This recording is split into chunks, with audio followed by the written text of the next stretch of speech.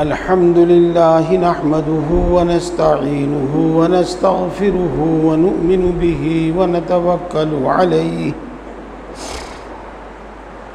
ونعوذ بالله من شرور أنفسنا ومن سيئات أعمالنا من يهد الله فلا مضل له ومن يضلل فلا هادي له ونشهد أن لا إله إلا الله وحده لا شريك له ونشهد أن سيدنا ومولانا محمدا عبده ورسوله وصلى الله تعالى على خير خلقه سيدنا ومولانا محمد وآله وأصحابه أجمعين أما بعد فأعوذ بالله من الشيطان الرجيم بسم الله الرحمن الرحيم يا أيها الذين آمنوا اتقوا الله حق تقاته ولا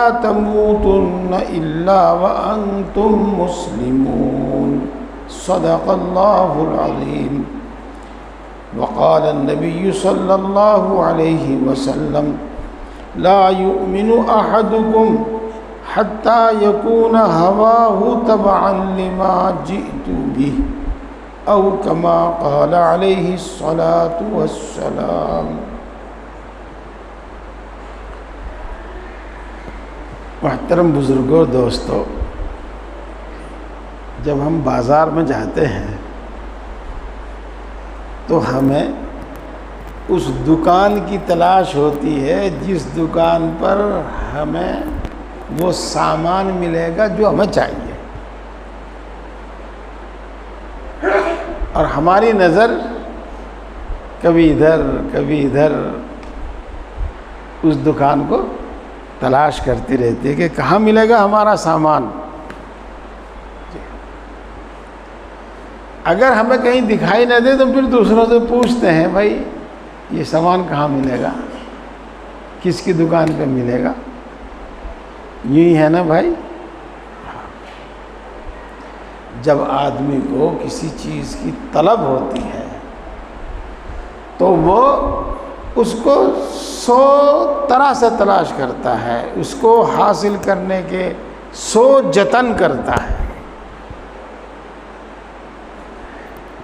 اور جب طلب ہی نہ ہو تو کچھ بھی نہیں۔ ہم بازار میں سے روز گزرتے ہیں لیکن ہمیں پتہ بھی نہیں ہمارے دائیں کہیں کی دکان ہے، ہمارے بائیں کہیں کی دکان ہے، بلکہ جب کوئی ضرورت پیش آتی ہے ہم کسی سے پوچھتے ہیں تو وہ بتاتا ہے کہ فلانے کے برابر میں ہے۔ جو طلب ہوئی تو مل گئی ہے، جب طلب نہیں ہوئی تو گزر رہے ہیں لیکن کچھ پتہ نہیں کون کیا بیچ رہا ہے۔ پیارے بھائیوں، صحیح بات تو یہ ہے، پہلی بات تو یہ ہے کہ طلب پیدا ہو، طلب پیدا ہو، مقصد متعین ہو، ہمارا مقصد کیا ہے، اور اس مقصد کو حاصل کرنے کا جذبہ ہو۔ اسی لیے میں ہر مرتبہ تقریباً نہیں بلکہ ہر مرتبہ ہی سب سے پہلے یہی سوال قائم کرتا ہوں۔ میرے دوستو، الفاظ کچھ بھی ہوں، بات ایک ہی ہے، ہم اللہ کے پورے فرما بردار بن جائیں، بس، اور کچھ نہیں۔ ہماری یہ زندگی اللہ کی اطاعت اور عبادت میں گزرے، غفلت میں نہ گزرے، اللہ کی نافرمانی میں نہ گزرے، بس یہ مقصد ہے۔ یہ مقصد آیتیں بھی ہمیں بتاتی ہیں، حدیث بھی ہمیں بتاتی ہیں، واقعات سنا کر بھی ہم یہی سمجھانا چاہتے ہیں۔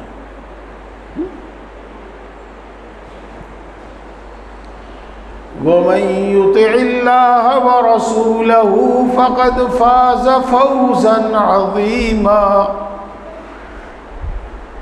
جس نے اللہ کا کہنا مانا، جس نے اللہ کے رسول کا کہنا مانا، تو اس نے بڑی کامیابی حاصل کی. یہی سمجھانا ہے. وَمَا خَلَقْتُ الْجِنَّ وَالْإِنسَ إِلَّا لِيَعْبُدُونَ.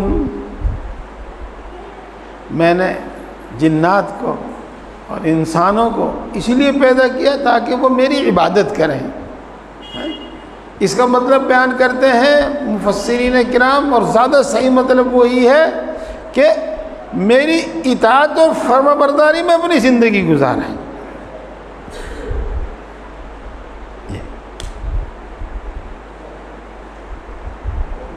اللہ تعالیٰ اسی کو ارشاد فرماتے ہیں، یا ایھا الذین آمنوا اتقوا اللہ حق تقاتہ.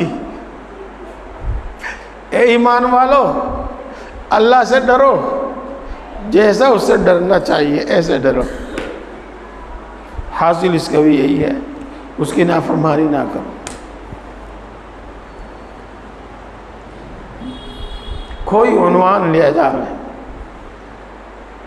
حاصل سب کا یہی ہے. طرح طرح سے بات سمجھائی جاتی ہے. پیارے بھائیوں، یہ بات میں اکثر کہتا رہتا ہوں اور ضرورت کی بنا پر کہتا ہوں. کیا ہمارے اس اجتماع کا مقصد اور کوئی دوسرا مقصد نہیں، بس اپنی اصلاح. اور اپنی اصلاح کا مطلب وہی اپنے آپ کو ایسا بنانا کہ ہماری زندگی اللہ کی اطاعت اور فرما برداری کے ساتھ گزرے، نافرمانی کے ساتھ نہ گزرے. میں نے ابھی کچھ پہلے 2 مہینے کے بعد تو یہ اجتماعی ہو رہا ہے، اس سے پہلے اصلاح کا مطلب بیان کیا تھا آپ کے سامنے. یاد ہوگا، نہیں یاد ہوگا تو میرے بتانے سے یاد آ جائے گا. اپنے ایمان کا بگاڑ دور کرنا، یہ ہے اصلاح. اور اعمال کا بگاڑ آپ کو سمجھایا تھا ہم نے. ایمان کا بگاڑ، اعمال کا نہیں، ایمان کا بگاڑ. رمضان شریف میں علماء کے مجمع میں نے بیان کیا کہ ایمان کامل کیا ہوتا ہے. جی ہاں، تو ایمان کا بگاڑ دور کرنا، اس کا نام اصلاح ہے. اعمال کا بگاڑ دور کرنا، اس کا نام اصلاح ہے. اخلاق کا بگاڑ دور کرنا، اس کا نام اصلاح ہے. اور بگاڑ کیا ہے وہ بھی آپ کو سمجھا رکھا. آج نہیں سمجھا رہے ہیں وہ بات، آج کچھ اور بتانا اور کچھ اور سمجھانا ہے. کچھ بھی مطلب لیا جائے، کوئی بھی الفاظ ہو، حاصل سب کا یہ ہے کہ ہم اس دنیا میں اس طرح جیویں. کس طرح؟ کتاب میں پڑھا آپ نے، جس نے ماں کی ممتا پیدا کی، کتنی محبت رکھی ماں کے دل میں.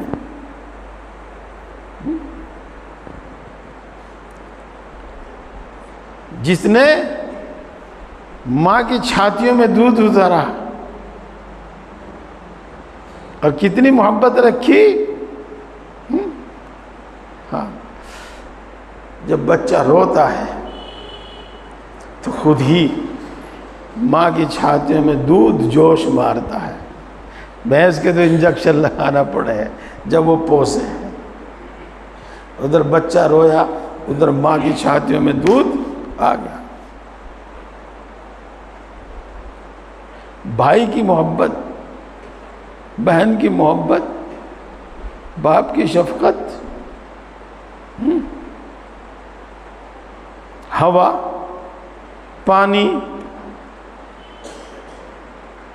کھانے کے سینکڑوں سامان، پہننے کے سامان، مکان، پھل، اناج، کیا کیا پیدا کیا. جس نے سب کچھ ہمارے لیے پیدا کیا. ہم اس طرح جیویں کہ وہ ہم سے راضی ہو، ہم سے خوش ہو. جس دن اس کے سامنے حاضری ہو، اور یہ حاضری ہوگی، چاہے یاد رکھو چاہے بھول جاؤ، اس کے سامنے ایک دن پیش ہونا ہے، ہونا ہی ہونا ہے۔ اس دن نہ اس کے غصے کا سامنا ہو، نہ اس کی ناراضگی کا سامنا ہو۔ پیارے بھائیوں، اس سب مفہوم کو ایک لفظ میں اگر ہم تعبیر کریں تو کہتے ہیں تقویٰ۔ اب آپ کو تقویٰ سمجھ میں آیا ہوگا، کتنا بڑا مفہوم اپنے اندر لیا ہوا ہے۔ یہ میرے دوستو، اب میں اپنی بات شروع کرتا ہوں جو اس وقت آج مجھے کہنی ہے، اور وہ یہ کہ ہم نے رمضان المبارک میں الحمدللہ روزے رکھے، تراویح پڑھی، پورا رمضان گزرا۔ اللہ نے رمضان کے روزوں پر اور رمضان کے اچھی طرح سے گزارنے پر وعدہ کیا کہ تمہارے دل میں تقویٰ پیدا ہوگا، تقویٰ کی صفت تمہارے دل میں پیدا ہو۔ تقویٰ میں بتا بھی چکا ہوں، آگے بھی بتاؤں گا آپ کو۔ اس سے پہلے میں آپ کو ایک بات کہتا ہوں، اور الحمدللہ میرے تو وہ دل و دماغ پر سوار ہو گئی۔ میں چاہتا ہوں کہ آپ کے بھی دل و دماغ پر وہ سوار ہو جائے۔ کہو، زور سے کہو، اللہ سچا، اللہ کا رسول سچا، اللہ اور اس کے رسول کی ہر بات سچی، اللہ اور اس کے رسول کا ہر وعدہ سچا۔ اللہ کی بات جھوٹ نہیں ہو سکتی۔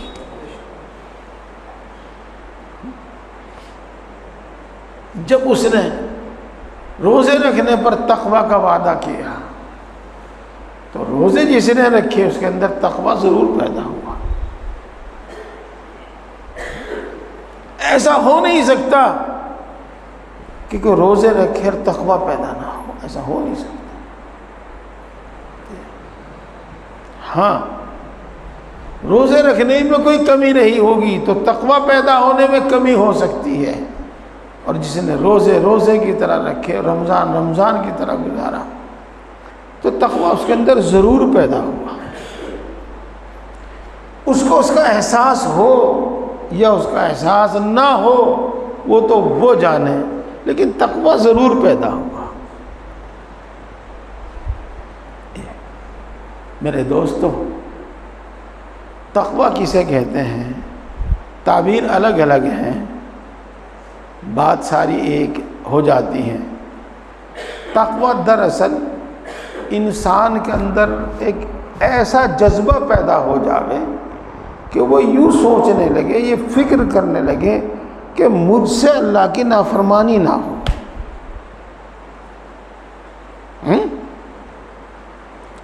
ایک طبیعت کے اندر ایسی فکر پیدا ہو جاوے، آدمی یہ سوچنے لگے کہ مجھ سے اللہ کی نافرمانی نہ ہو، بلکہ ایک ایسی طاقت دل کے جسم کے اندر پیدا ہو جاوے کہ وہ طاقت اس کو اللہ کی نافرمانی سے روکے۔ میرے دوستو، اصل میں تقویٰ یہ ہے۔ پھر جب یہ چیز انسان کے اندر پیدا ہو جاتی ہے، جب یہ صفت، یہ جذبہ انسان کے اندر پیدا ہوتا ہے تو وہ اس طرح بچتا ہے اللہ کی نافرمانی سے جیسے ہم بجلی کے تار سے، کرنٹ سے بچتے ہیں۔ ہاں، دیکھو، حضرت عمر رضی اللہ تعالی عنہ سے پوچھا کسی نے کہ تقویٰ کیا ہے؟ تو انہوں نے سوال کیا، حضرت عمر رضی اللہ تعالی عنہ نے سوال کیا اس پوچھنے والے سے کہ کیا تم کبھی ایسے راستے سے گزرے ہو جس کے دونوں طرف جھاڑ ہو؟ بیچ میں کوئی راستہ ادھر بھی جھاڑ ادھر بھی جھاڑ. جھاڑ تو جانتے ہوں گے آپ، کانٹے دار درخت کو. اور جب آپ ایسے راستے سے گزریں گے تو اکثر بیشتر ہوا تو چلتی رہتی ہے جنگل میں، تو آپ کے کپڑے بھی اڑیں گے اور کبھی ادھر کانٹوں سے الجھ جاویں گے اور کبھی ادھر کانٹے میں الجھ جاویں گے. آپ اس وقت کس طرح چلیں گے؟ کپڑے سمیٹ کر اس طرح چلیں گے کہ آپ اس راستے سے گزریں تو، لیکن آپ کا دامن نہ ادھر الجھے نہ ادھر الجھے. پیارے دوستو، حضرت عمر رضی اللہ تعالیٰ عنہ نے تقوی کی یہ مثال سمجھائی. اسی کو میں صرف آسان الفاظ میں یوں کہتا ہوں کہ ایک ایسی فکر انسان کے اندر پیدا ہو جاوے جو اس کو بیدار رکھے کہ تجھ سے اللہ کی نافرمانی نہ ہو. اور اگر اللہ کی نافرمانی کے جذبات پیدا ہوں تو وہ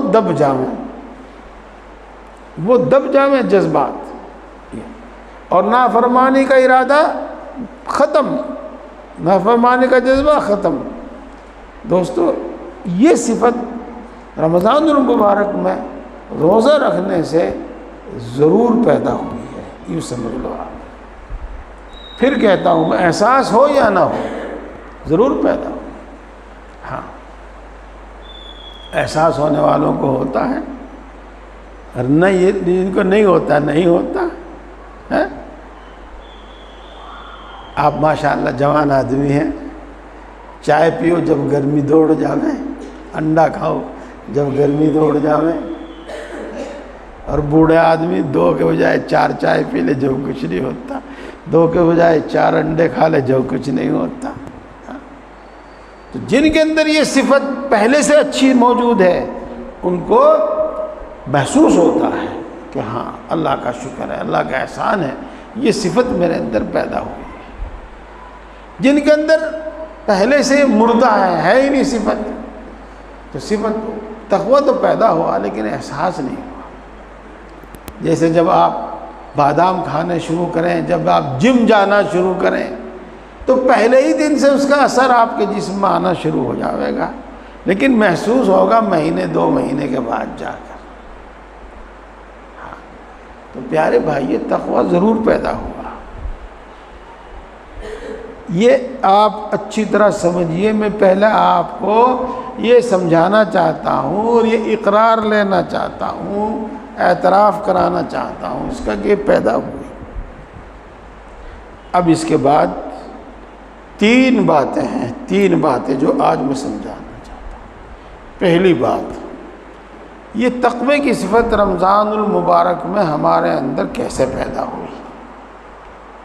ایک بات یہ کیوں سمجھنی ہمیں؟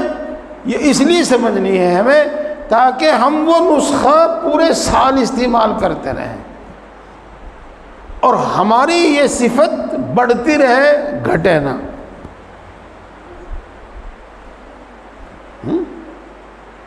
اور دوسری چیز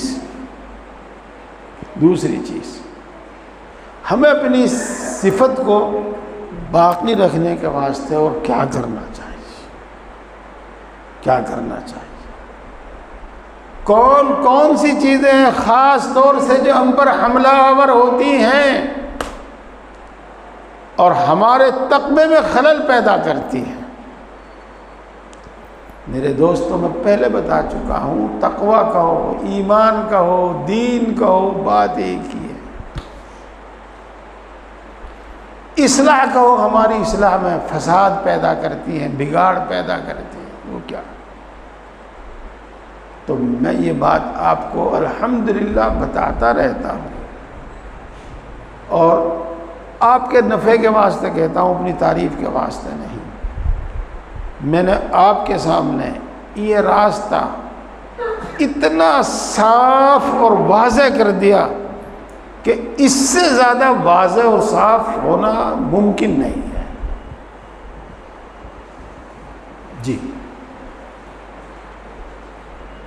میرے دوستو، رمضان المبارک میں 5 اعمال ہیں، 5 اعمال.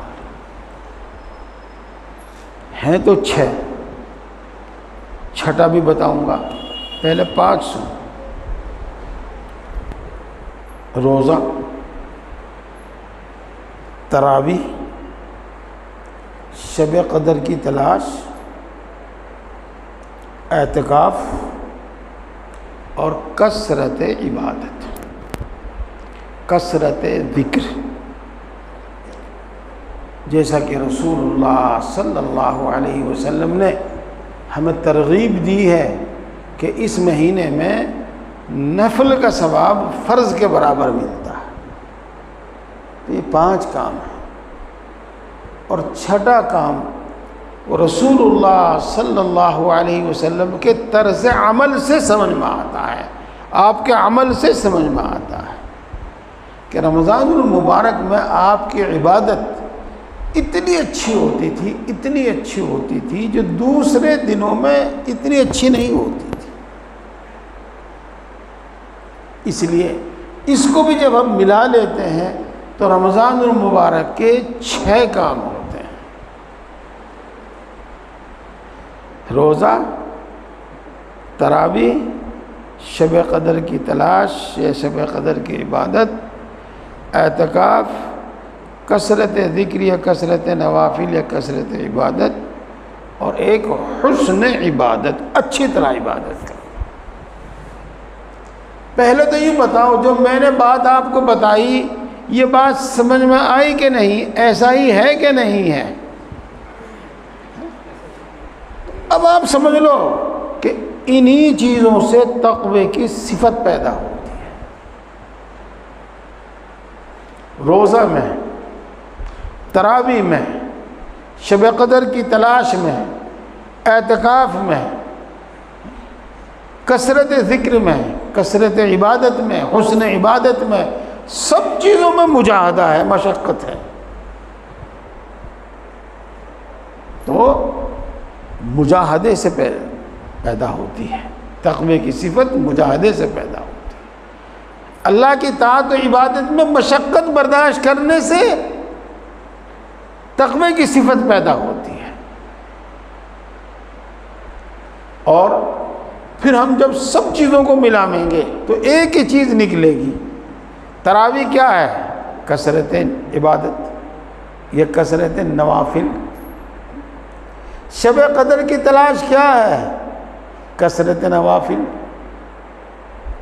اعتکاف کیا ہے؟ کثرت عبادت، کثرت نوافل۔ اور کثرت نوافل، کثرت عبادت وہ تو ہے ہی اپنی جگہ۔ تو اب ساری باتوں کا حاصل ہو کر 2 چیز نکل آئی، ایک مجاہدہ اور ایک کثرت ذکر، کثرت عبادت، کثرت نوافل۔ تو میرے پیارے بھائیوں، اگر ہماری باقی زندگی میں، باقی 11 مہینے میں یہ چیز جاری رہے، کچھ مجاہدہ اور کچھ کثرت ذکر یا کثرت نوافل، تو انشاءاللہ یہ تقوی کی صفت باقی بھی رہے گی اور یہ تقوی کی صفت بڑھے گی بھی۔ امید ہے کہ میری بات اور زیادہ اچھی طریقے سے سمجھ میں آئی ہوگی، یہ میں پہلے بھی آپ کو بتا چکا ہوں۔ اس کے بعد آپ سمجھیں ہمارے اپنے نظام کو۔ یہ نظام آپ کو بار بار بتایا جا رہا ہے، مجاہدہ ذکر، مجاہدہ ذکر، مجاہدہ اور ذکر، 2 چیزیں اصل میں عمل کے لیے، ایک ہے علم، ایک ہے عمل، اور عمل کے لیے مجاہدہ اور ذکر، اور فکر آخرت اور صحبت صالحین یہ معاون ہے، مددگار ہے۔ اس لیے آج کی بات اور پہلی بات، اور گردن اوپر کو کرو، سونے کی نیت نہ باندھو، ہاں، مجاہدہ اور جو معمولات آپ کے لیے مقرر کیے گئے ہیں ان میں کمی نہ آنے دو۔ جب تک آپ مجاہدہ کرتے رہیں گے اور جب تک آپ اپنے معمولات کے پابند رہیں گے، اور معمولات کا پابند وہی کثرت ذکر ہے۔ ہر شخص کے لیے اس کی طاقت فرصت کے اعتبار سے اس کے لیے جو ذکر مقرر کر دیا گیا ہے، تو اب وہی اس کے لیے کثرت ذکر ہے۔ ان کی آپ پابندی کیجئے، انشاءاللہ العزیز یہ تقوی کی صفت برقرار رہے گی اور بڑھے گی۔ ان چیزوں میں آپ کمی کریں گے تو تقوی کی صفت میں کمی آنی شروع ہو جائے گی۔ یہ یاد رکھنے کی بات ہے اور اچھی طرح سمجھنے کی بات ہے۔ اب میرے بھائی جن کے اندر اللہ کی طلب ہے وہ یوں کہیں کہ جی معمولات پورے نہیں ہوتے، جی صبح کو اٹھا نہیں جاتا، کیا مطلب اس کا؟ اس کا مطلب سیدھا سادہ یہ ہے، ابھی طلب ہی نہیں ہے۔ اگر طلب ہوتی تو پوچھتا پھرتا۔ تو پیارے بھائیوں، تقوی کی صفت ہمارے اندر ضرور پیدا ہوئی ہے، اور اس کو باقی رکھنے کا بھی وہی طریقہ ہے جو اس کو پیدا کرنے کا طریقہ ہے، اور باقی رکھنے کا پیدا کرنے کا طریقہ وہی مجاہدہ اور کثرت ذکر۔ اس کو باقی رکھنے اور بڑھانے کا طریقہ بھی مجاہدہ اور کثرت ذکر۔ مجاہدے کی تفصیل آپ کو بتا رکھی ہے، کتاب میں دیکھ لینا، وہ کتاب میں نے لکھی اسی لیے کہ ہر بات ہر موقع پر پوری نہیں بتائی جاتی۔ بس ایک چھوٹی سی بات سنو، آپ اپنی جو پسندیدہ چیزیں ہیں، جو اپنی مرغوبات ہیں، ان کو کم کرو تھوڑا، اور اپنے اوپر نوافل اور ذکر کا تھوڑا سا بوجھ ڈالو، یعنی ایکسٹرا کچھ عبادت کرو، ایکسٹرا کچھ ذکر کرو، بس یہ چیز ہے، اس کا نام مجاہدہ ہے۔ اور اسی سے انشاءاللہ العزیز تقوی بڑھے گا، ایمان کامل ہوگا، اللہ کی اطاعت اور فرم برداری آئے گی، اللہ کی عبدیت آئے گی، عبدیت اور بندگی انسان کے اندر پیدا ہوگی۔ ان باتوں کو خوب سمجھو، خوب یاد رکھو پیارے بھائی۔ اب اس کے بعد سمجھو، کچھ چیزیں ہیں ان سے ہوشیار رہو اور ان سے زیادہ ڈرو، اور ان سے پورے اہتمام اور فکر کے ساتھ بچو کہ وہ ہم پر حملہ آور نہ ہو جائے، میں اس میں مبتلا نہ ہو جاؤں۔ یہ ہے، اور وہ کیا ہے پیارے بھائیوں؟ اس میں سے میں پہلی بات آپ کے سامنے ذکر کرتا ہوں۔ ماشاءاللہ آپ میں سے اکثر کو اس کی ضرورت نہیں ہے، لیکن کہہ دینا مناسب ہے۔ اپنی ظاہری شکل و صورت اللہ والوں جیسی بناؤ، اپنی ظاہری شکل و صورت اللہ والوں جیسی بناؤ۔ جب ہماری ظاہری شکل و صورت اللہ والوں جیسی ہو جائے گی تو ایک کام تو ہو گیا، اگلا کام بھی انشاءاللہ ہو جائے گا، ہمارا باطن بھی اللہ والوں جیسا ہو جائے گا اور اللہ کے پسندیدہ بندوں جیسے والا ہو جائے گا۔ جی ظاہر بناؤ۔ اللہ کے رسول صلی اللہ علیہ وسلم دعا کیا کرتے تھے؟ اللہم اجعل سریرتی خیرا من علانیتی واجعل علانیتی صالحہ۔ اے اللہ میرا باطن، میرا دل میرے ظاہر سے اچھا کر دے، اور میرے ظاہر کو بھی اچھا کر دے، جس کا مطلب یہ ہوا کہ میرا ظاہر بھی اچھا ہو اور میرا باطن اور میرا دل بھی اچھا ہو۔ البتہ میری گزارش یہ ہے کہ میرا دل اور میرا باطن میرے ظاہر سے زیادہ اچھا ہو۔ تو اعمال پر، اخلاق پر، ایمان پر بہت محنت، اور اس کے ساتھ اپنا ظاہر صلحہ جیسا، اللہ کے نیک بندوں جیسا بنا۔ پیارے بھائیوں، اس کے فوائد اپنی آنکھوں سے دیکھو گے۔ جب آپ ایسا کرو گے نا تو آپ اپنی آنکھوں سے دیکھو گے، اپنے اندر خود محسوس کرو گے۔ میری اس سے کیا مراد ہے؟ میری اس سے مراد یہ ہے، آپ سب سے میری گزارش ہے کہ پوری داڑھی رکھو، داڑھی میں کوئی قطر بہت نہ کرو، اس کو چھوٹی کرنے کی کوشش نہ کرو۔ ہمارے یہاں تو الحمدللہ اہل سنت والجماعت کے یہاں تو اور احناف کے یہاں تو پہلے ہی اس کی حد مقرر کر دی گئی ہے۔ چاروں طرف سے 4 انگل ہو، 1 مٹھی ہو، اس کے بعد آپ اس کو کاٹ چھانٹ سکتے ہیں۔ جو آدمی اپنا ظاہر بھی اللہ کا پسندیدہ نہیں بنانا چاہتا تو وہ اپنا باطن کیسے اللہ کا پسندیدہ باطن کیسے بنا لے گا؟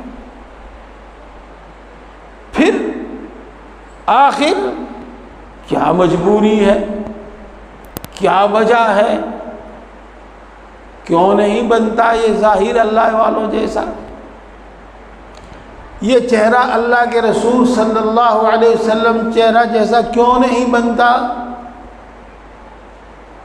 دل کے اندر کیا بات آتی ہے، کون سا جذبہ ہے؟ بہت بری سی لگے یار، داڑھی تو بہت بری سی لگے یار، یہ تو ملا جی ہو گیا، یہ تو بڑے بھی ایسا ہو گیا۔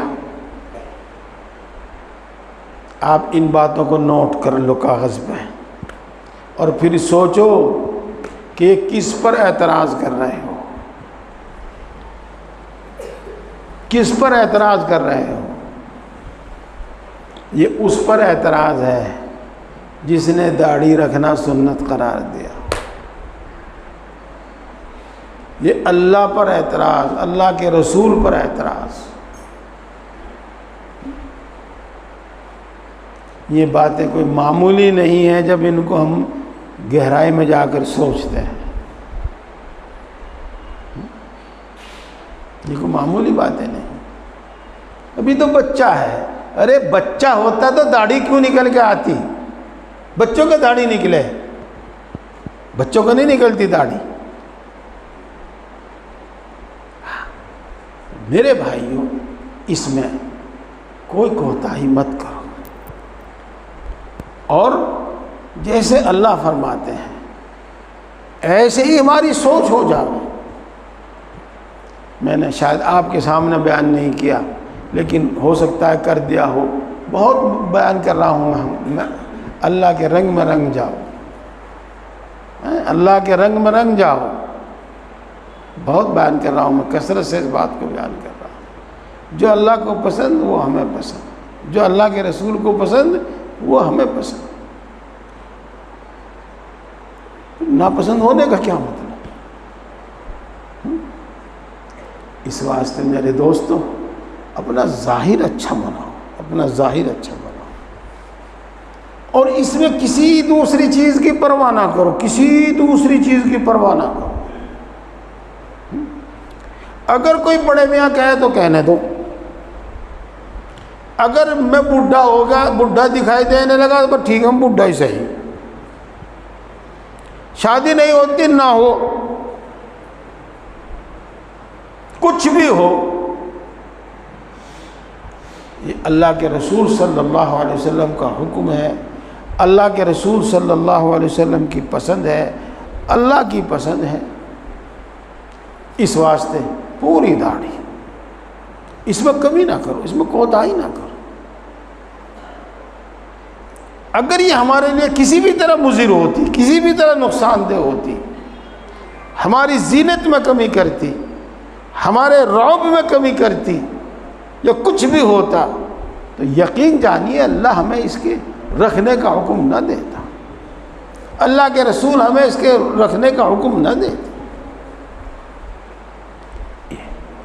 اس لیے میں یہ بات کو بھی کہہ رہا ہوں، میں آپ کو بھی میں آگاہ کر رہا ہوں آگاہ کر رہا ہوں.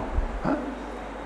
میں دیکھ رہا ہوں بڑے بڑے مدارس کے علماء حدیث اور مفتیان کرام، ان کی داڑھی پوری نہیں ہے، ان کی داڑھی پوری نہیں ہے.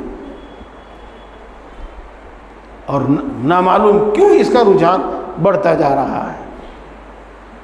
اور ہوتے ہوتے وہی ہوگا جو اب ہم دوسرے ممالک میں دیکھ رہے ہیں. امام صاحب، حرم کے امام صاحب داڑھی صاحب، مفتی صاحب داڑھی صاحب.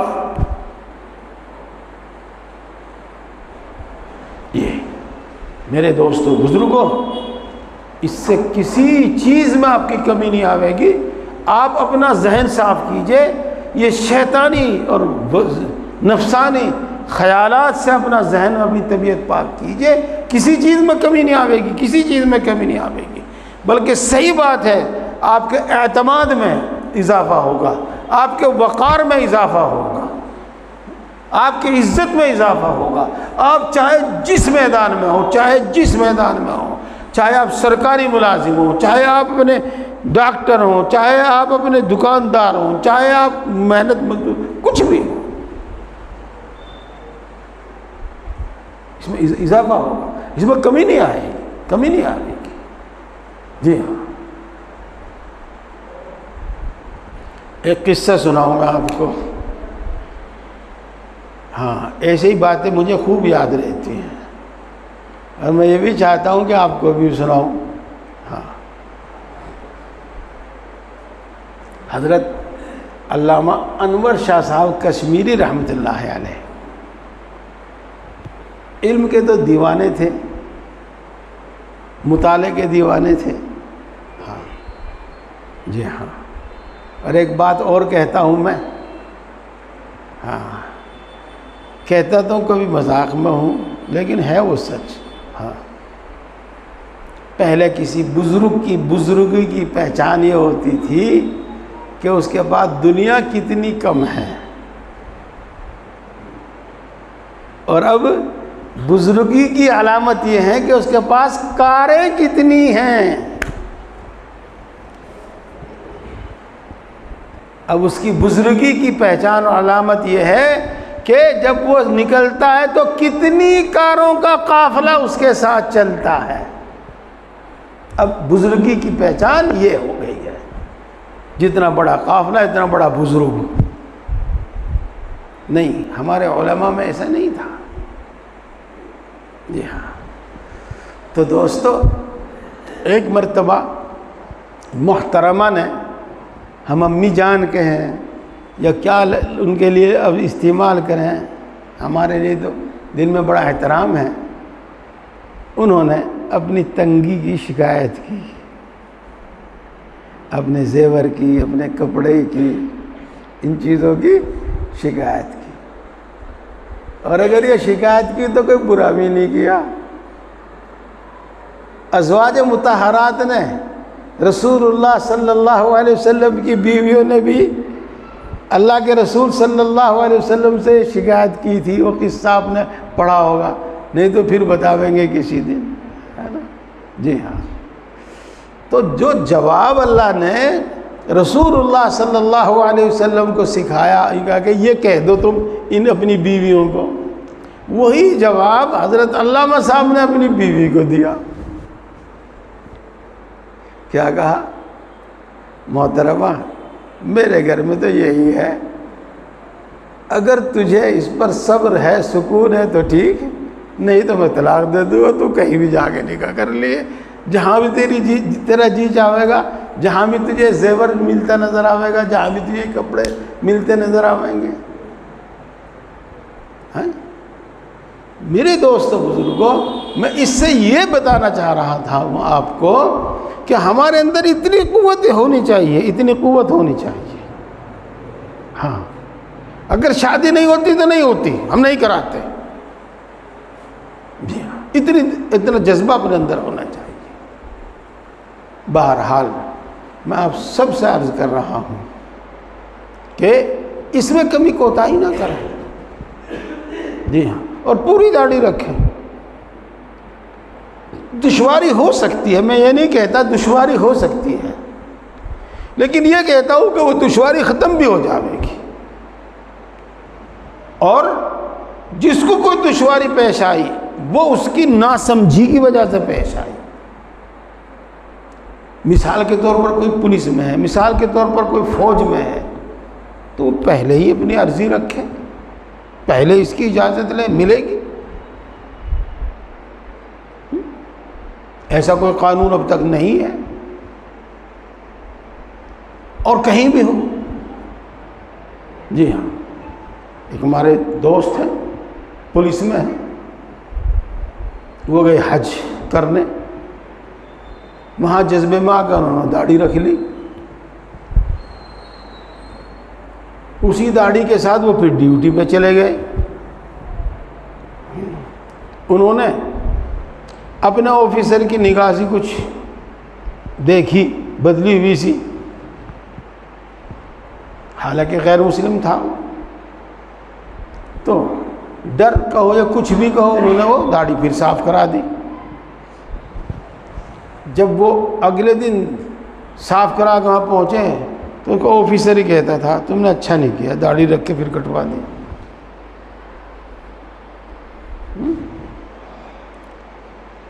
تو میرے دوستو ان باتوں کو سمجھو، حدیثیں بھی میں سنا دوں گا آپ کو،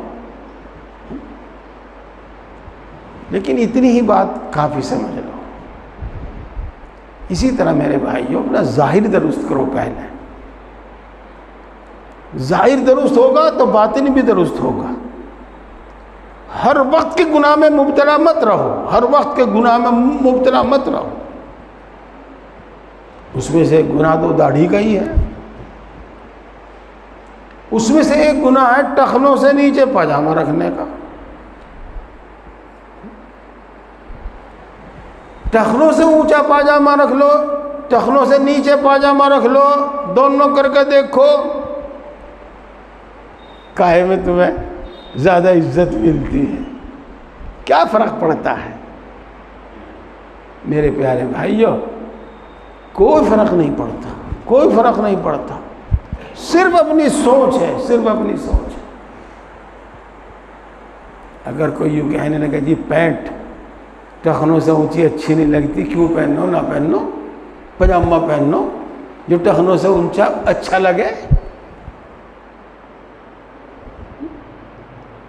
میرا جو مدعا ہے، جس کو میں بار بار کہہ رہا ہوں، اپنا ظاہر سنوارو۔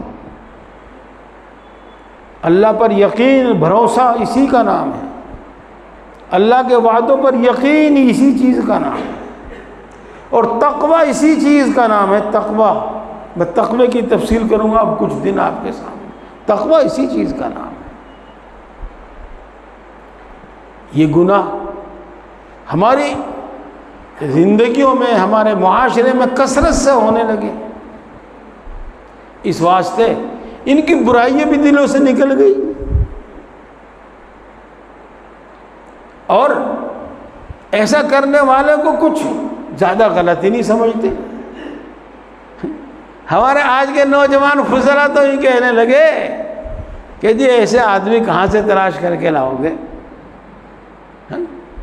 ارے میرے بھائی، میرے دوست، دعوت تو دینے دے، ترغیب تو دینے دے، ترہیب تو سنانے دے، کیا پتہ کتنے اللہ کے نیک بندے ایسے پیدا ہو جائیں۔ ہاں، یا لوگوں کے رجحان کو دیکھ کے ہمیں کہنا سننا چھوڑ دینا چاہیے۔ اگر کہنا سننا چھوڑ دیا گیا پھر تو بات بالکل ہی ختم ہو جائے گی۔ چلو، میں آج آپ سے جو عرض کر رہا ہوں وہ یہ عرض کر رہا ہوں کہ اپنا ظاہر سنوارو، اور اس میں کسی چیز کی پرواہ نہ کرو، کسی بھی چیز کی پرواہ نہ کرو، پوری داڑھی رکھو، ٹخنوں سے اونچا پجامہ رکھو۔ ایک بات، اب اگلی بات سنو میرے بھائیوں، ایک ہے صلحاء کا لباس، نیک لوگوں کا لباس، اور ایک ہے جائز لباس، سمجھ رہے بات آپ؟ دونوں میں فرق سمجھ. ایک ہے نیک لوگوں کا لباس اور ایک ہے صلحاء کا لباس اور ایک ہے جائز لباس. ہم آپ کی بات تسلیم کر لیں کہ پینٹ شرٹ جائز ہے، اول تو اس کے جائز ہونے میں بھی شک ہے، لیکن نیک لوگوں کا لباس نہیں ہے، صلحاء کا نیک لوگوں کا لباس نہیں ہے. یہ اسلامی لباس کے تقاضے پورے نہیں کرتا، اور اسلام میں لباس کا جو مقصد ہے اس کے تقاضا پورا نہیں کرتا ہے. مثال کے طور پر پینٹ کے اوپر ہم نے پہن لی شرٹ، جب جھکے کمر کھل گئی، اٹھے یہاں سے کھل گیا. یہ حصہ بھی ستر ہے، پچھلا حصہ بھی ستر ہے، کمر کا پچھلا حصہ بھی ستر، ناف کے سیدھ میں جو وہ بھی ستر ہے. تو اس سے تو مقصد پورا نہیں ہوا. ستر کا جو مقصد ہے وہ پورا نہیں ہوتا. اور غضب یہ کہ اسی لباس میں پڑھتے پھر نماز، اور نماز میں جب ستر نہیں چھپے گا وہ تو فرض ہے، تو نماز کیسے ہوگی؟ ان باریکیوں میں مت جانا کہ ایک چوتھائی حصہ کھلا ہوا ہے اور ایک رکن تک کھلا ہوا ہے. ارے بعد کی باتیں ہیں. جب ستر نہیں چھپا تو نماز کیسے ہوگی؟ میں آپ کو یہ سمجھانے کی کوشش کر رہا ہوں کہ یہ لباس اسلامی تقاضے پورے نہیں کرتے. اسی طرح میرے دوستو، لباس کا ایک مقصد جو ہے جس کو ہم ستر کہتے ہیں، چھپانا کہتے ہیں. جب کوئی بھی لباس اتنا ٹائٹ ہو گیا کہ اعضاء صاف صاف دکھائی دینے لگے، اب تو ستر نہیں رہا، اب تو چھپانا نہیں رہا، اب تو وہ اس لباس کے باوجود ظاہر ہو رہا ہے. جب کولے الگ الگ دکھائی دے رہے ہیں، ران الگ دکھائی دے رہی ہے، تو ٹھیک ہے لباس ہے، اوپر چھپا ہوا ہے وہ، لیکن صحیح معنی میں چھپا ہوا نہیں ہے. اسی واسطے آپ نے دیکھا ہوگا کہ علماء صلحاء کم سے کم گھٹنوں تک کا کرتا تو پہنتے ہی پہنتے ہیں. اس سے نیچے کا تو پہنتے ہی ہیں، لیکن اتنا تو پہنتے ہی ہیں. اس میں ستر چھپنے کے ساتھ ساتھ یہ رانیں بھی چھپ جاتی ہیں، تو اس سے ستر کا مقصد بھی حاصل نہیں ہوتا. یہ بات میں مردوں کی کر رہا ہوں میرے دوستوں، مردوں کی کر رہا ہوں. جی ہاں. اور دوسری بات ہے آگے، ابھی میں عرض کر رہا تھا جائز تو ہے مان لو، لیکن فاسق لوگوں کے ساتھ مشابہت ہے، اللہ کے نافرمانوں کے ساتھ مشابہت ہے. ہمیں چاہیے کہ اللہ کے نیک لوگوں کے ساتھ ہماری مشابہت ہو. لہذا مشورہ میں آپ کو یہ دیتا ہوں، جب آپ کا وقت ہے کام کاج کا وقت، تو کام کاج کے وقت میں آپ کو جس لباس کی میں آسانی ہے، جس لباس کی ضرورت ہے آپ وہ پہنیے. لیکن عام حالات میں آپ اللہ کے نیک بندوں جیسا لباس پہنیے، اللہ کے نیک بندوں جیسا لباس پہنیے. یہ میں نے آپ کو لباس سے متعلق، داڑھی سے متعلق اور ٹخنوں سے متعلق، ٹخنے نہیں ڈھاکے جاوے، یہ بات ہے آپ کو بتائی. اب آپ آ جائیے ٹوپی کا مسئلہ. ہاں تو میرے دوستو، آپ تلاش کرو رسول اللہ صلی اللہ علیہ وسلم کا عمل کیا تھا، اور صحابہ کرام رضوان اللہ تعالی علیہ مجمعین کا عمل کیا تھا. ہمیں تو یہ ملا میرے دوستو، تلاش کرنے کے باوجود، خوب تلاش کرنے سے ہمیں یہ ملا ہے کہ یا تو سر پر ٹوپی ہوتی تھی، یا امامہ ہوتا تھا، یا امامہ اور ٹوپی دونوں ہوتے تھے. اور عام طور سے صحابہ کرام رضوان اللہ تعالی علیہم اجمعین ننگے سر نہیں رہتے تھے. کچھ لوگ ہیں جن کی پتہ نہیں سمجھ کیسی ہے، ان کے سامنے وہ حدیثیں تو ہیں جو ننگے سر رہے، لیکن وہ نہیں جو سر ڈھانپنے والی ہیں. ان کو پسند وہ آئی جو سر کھولنے والی حدیثیں ہیں.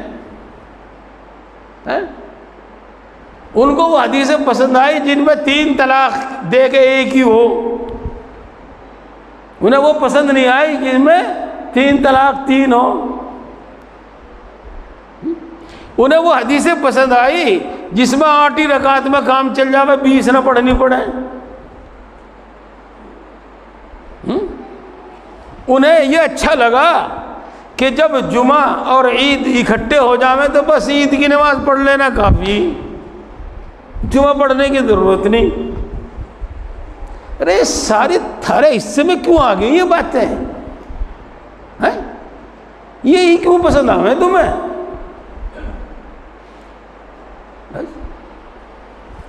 تو میرے دوستو، یہ ہے تدین کی کمی، دین کی کمی. اور اگر آپ اس سے آگے چلو تو یہ ہے ایمان کی کمی، ایمان کی کمی. تو میں عرض کر رہا ہوں کہ ٹھیک ہے، ٹاپک لازمی ضروری نہیں ہے، لیکن سنت ہے. تو کوشش اس کی کیجئے کہ آپ ٹوپی میں رہیں. اگر کوئی عذر ہے، کوئی بات ہے تو الگ بات ہے، ٹوپی میں رہیں. یہاں ایک بات اور میں بتا دوں آپ کو، واز نہیں آج بات ہو رہی ہے. داڑھی رکھنا تو فرض یا کہو واجب، اور ہمارے نوجوان اور ٹوپی اوڑھنا سنت ہے، اور ہمارے نوجوان داڑھی کٹاوے ٹوپی اوڑھ دیں. مسئلہ سمجھ میں نہیں آتا، مسئلہ سمجھ میں نہیں آتا. مسجد میں جائیں گے رومال باندھ لیں گے، کسی اللہ والے کے سامنے جائیں گے رومال باندھ لیں گے. ارے اس کا کیا کرو گے؟ اس کا کیا کرو گے؟ اس کا بھی علاج سوچ لو کچھ. خیر چلو، بات ہو گئی اور میرے حساب سے بات پوری ہو گئی. اور میں پھر آپ سے عرض کرتا ہوں کہ تقوی والے کام کرو، انشاءاللہ تقوی باقی رہے گا. خلاف تقوی نہ کرو، یہ تقوی کی صفت اور یہ جذبہ کم ہو جائے گا، کم ہو جائے گا. جی ہاں، دیکھو جب آپ کے اندر سخاوت کا جذبہ ہے، آپ 10 روپے اس کو دیتے ہیں، 50 روپے اس کو دیتے رہتے ہیں، تو آپ کا یہ جذبہ بڑھے گا. اور اگر آپ کسی دن یہ سوچیں کہ نہ دوں تو آپ کے دل کے اندر رکاوٹ پیدا ہوگی، یعنی دینے چاہیے. اور جب آپ دینا چھوڑ دیں گے تو کنجوس ہو جائیں گے، پھر دینا مشکل ہو جائے گا، بھاری ہو جائے گا. یہی حال ہے جب ہم تقوی والے اعمال کرتے رہیں گے تو تقوی کی صفت، تقوی کا جذبہ ہمارے اندر جائیہ بڑھتا رہے گا. اور جب خلاف تقوی کام کرنے لگیں گے تو جذبہ ہمارے اندر سے سرد پڑتا چلا جائے گا. اب میں اپنی بات کو ختم کرتا ہوں. وقت کتنا بھی ہو گیا ہو، بات کتنا، ہاں، تو اپنی بات ختم کرتا ہوں. میرے دوستوں، کیا باتیں بتائی میں نے آج آپ کو میں نے بتائی کہ ایمان کامل اور تقوی، اللہ کی اطاعت و فرما برداری، ان سب کا مطلب ایک ہی ہے. اللہ رب العزت نے ایسا نظام بنایا کہ ہمیں وہ ہر سال تقوی کی ٹریننگ دیتا ہے 1 مہینے، تاکہ یہ میرے بندے میرے پورے فرما بردار بن جائیں. اور کچھ کام ہمارے ذمے ایسے ڈال دیے جو ہمارے اندر اس داعیے اور اس جذبے کو مضبوط کرتے ہیں. بھوک کے باوجود نہیں کھانا، پیاس کے باوجود نہیں پینا، اور ہر روز تو 5 منٹ میں امام صاحب نمٹا دیں کام، اور 5 منٹ میں پھر نمٹا دیں ہم، 10 منٹ میں عشاء کا کام نہیں مٹ جا۔ اور رمضان شریف میں تو گھنٹہ 1.5 گھنٹے میں نمٹے گا۔ ہاں، تو یہ چیزیں مجاہدہ، یہ ٹریننگ ہمیں ہر سال دی جاتی ہے، اور ہمارا حال یہ کہ اللہ تو ہمیں اطاعت و فرما بردار بندہ بنانے کے لیے ہر سال ٹریننگ دے، اور ہم ٹریننگ میں سے آویں اور پھر اپنا وہی پہلا دستور قائم کرنے لگے۔ ہاں، تو دوستو تقوی کی صفت ہمارے اندر پیدا ہوئی ہے، اس کو باقی رکھنا ہے، اور یہ باقی رہے گی اسی سے جس سے پیدا ہوئی ہے، یعنی مجاہدہ اور کثرت ذکر، یا کہو کثرت نوافل۔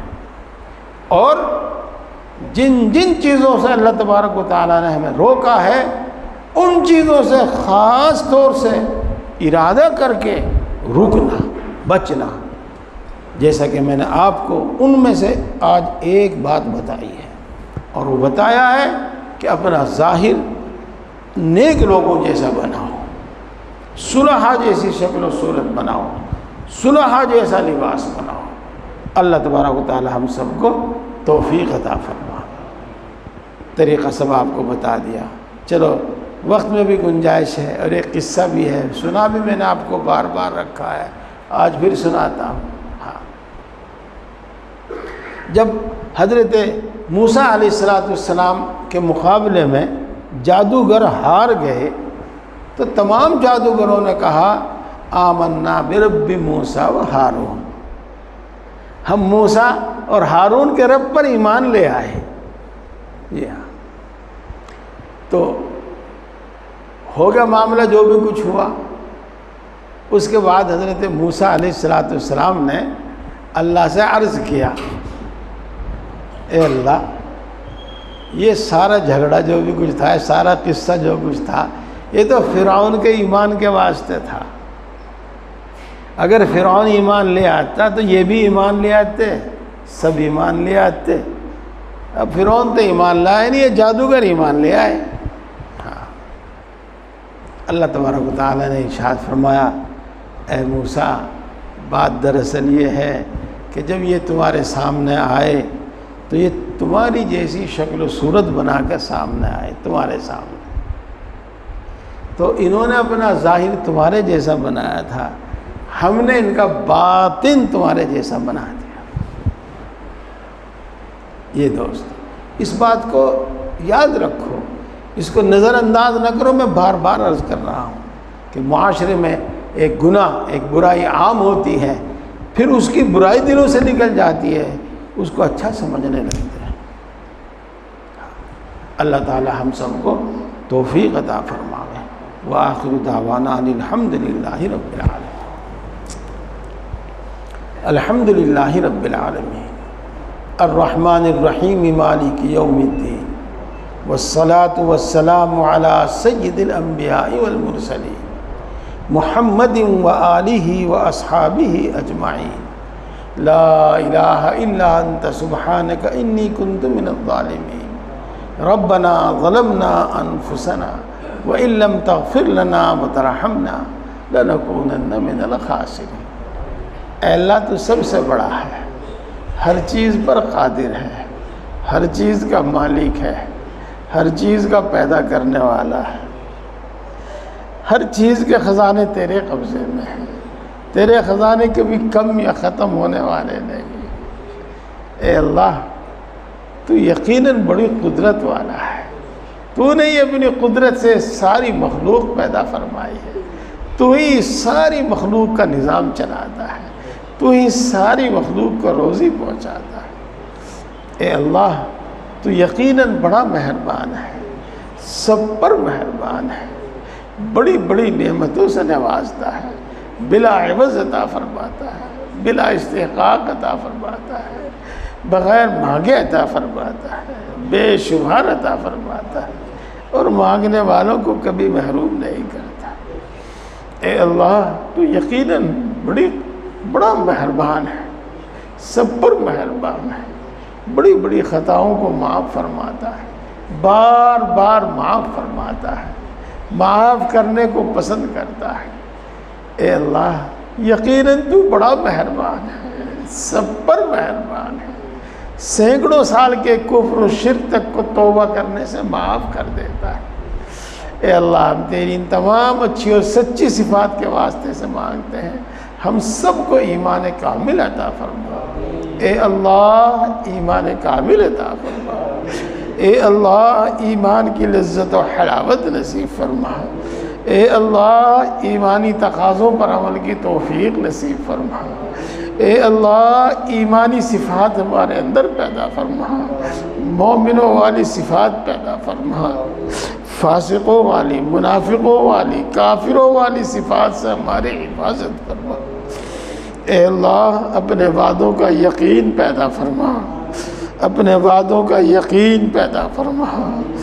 اے اللہ اپنی صفات کی پہچان عطا فرما، اپنی صفات کا یقین عطا فرما، اپنی محبت و معرفت عطا فرما، اپنا خوف عطا فرما، اتنا خوف عطا فرما جو ہر گناہ سے روک دے، اتنا خوف عطا فرما جو تیری نافرمانیوں سے روک دے۔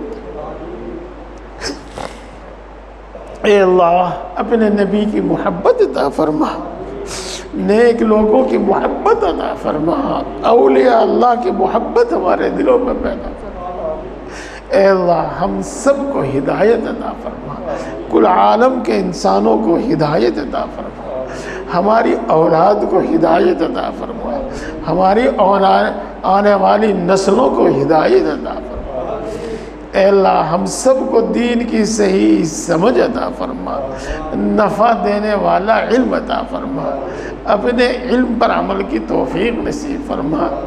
ہم نے یہاں جو سنا ہے اور ہم یہاں جو سنتے ہیں اس پر عمل کی توفیق نصیب فرما۔ اے اللہ ذکر کرنے والی زبان عطا فرما، اے اللہ شکر کرنے والا دل عطا فرما، اے اللہ اپنی طاعت و عبادت میں مشقت برداشت کرنے والا جسم عطا فرما۔ اے اللہ ہم سب کو اپنا فرما بردار بندہ بنا، ہم سب کو متقی اور پرہیزگار بندہ بنا۔ واسطہ تیری عزت و اجلال کا اور صدقہ تیرے پیغمبر کا، ان کی آل کا تقوی نصیب فرما، تقوی نصیب فرما، ہم کو اپنا فرما بردار بندہ بنا۔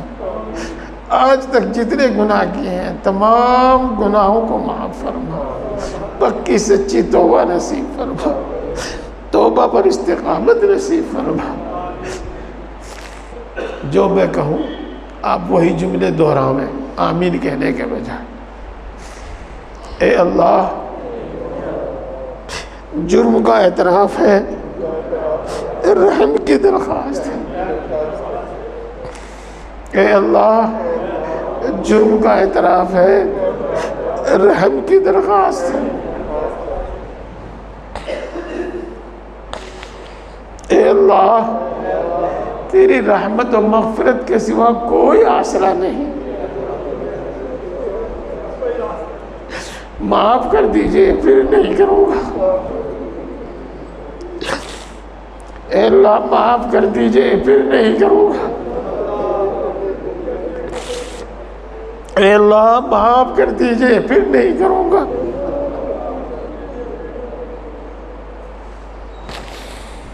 اے اللہ توبہ پر استقامت نصیب فرما، تمام گناہوں سے نفرت پیدا فرما، تمام گناہوں سے حفاظت فرما، نفس و شیطان کے شر سے حفاظت فرما۔ ایک لمحے کے لیے نفس و شیطان کے حوالے نہ فرما۔ اے اللہ تیری توفیق کے بغیر کچھ بھی نہیں ہوتا، تیری نصرت کے بغیر کچھ بھی نہیں۔ اپنی طاعت و عبادت کی توفیق نصیب فرما، اپنی طاعت و عبادت میں ہماری مدد فرما، اپنی طاعت و عبادت کو ہمارے لیے آسان فرما۔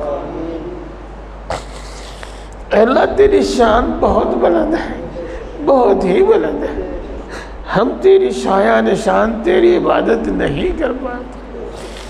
اے اللہ ہماری ناقص عبادتوں کو قبول فرما، اپنے فضل سے قبول فرما، کریم کھوٹی پونجی قبول کر لیتے ہیں، چشم پوشی کیجیے، ناقص عبادت قبول فرما لیجیے۔